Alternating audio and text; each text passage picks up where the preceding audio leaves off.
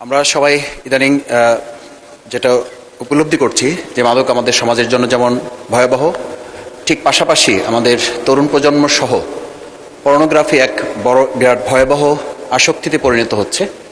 একই সাথে আমরা স্কুল কলেজগুলোতে যেমন তথ্য প্রযুক্তি সহজলভ্য করার চেষ্টা করছি, ঠিক পাশাপাশি আমরা লক্ষ্য করছি আমাদের সন্তান, আমাদের পরিবারের সদস্যভুক্ত সম্মানিত সদস্যবৃন্দ এবং আমাদের স্কুল কলেজগুলোতে আমাদের সন্তানদেরকে একই সাথে যেমন আমরা তথ্য প্রযুক্তিতে আমরা বলি যে নলেজ ইজ পাওয়ার, এটা ছিল ইনফরমেশন ইজ পাওয়ার, পরবর্তীতে এখন টেকনোলজি ইজ পাওয়ার।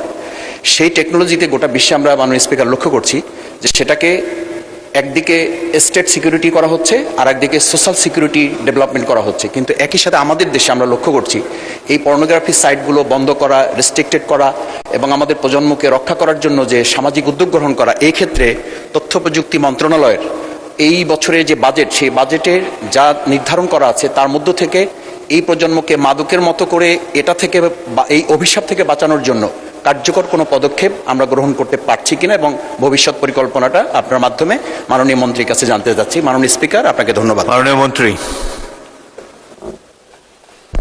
ধন্যবাদ মাননীয় স্পিকার।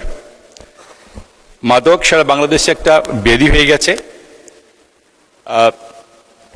আমরা প্রত্যেক দিন মাদক নিয়ে যে অবস্থা দেখছি সারা বাংলাদেশে, এটা আমরা সবাই ভীত সন্ত্রস্ত। আমরা এটিকে এখান থেকে বের করে আনার জন্য আমাদের তথ্য প্রযুক্তি থেকে আমরা প্রত্যেকটি উপজেলায় পর্যায়ে আমরা যাতে উপজেলায় পর্যায়ে আপনার AI plus freelance internet service দিতে পারি, তার জন্য চেষ্টা করছি। I will try to divert the young generation.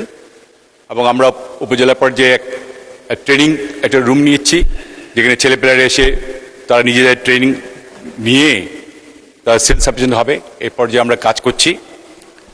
আশা করি কিছু কিছু উপজেলায় আমাদের ট্রেনিং কোর্স করা শুরু হয়ে গেছে এবং বেশিরভাগই এখনও বাকি আছে।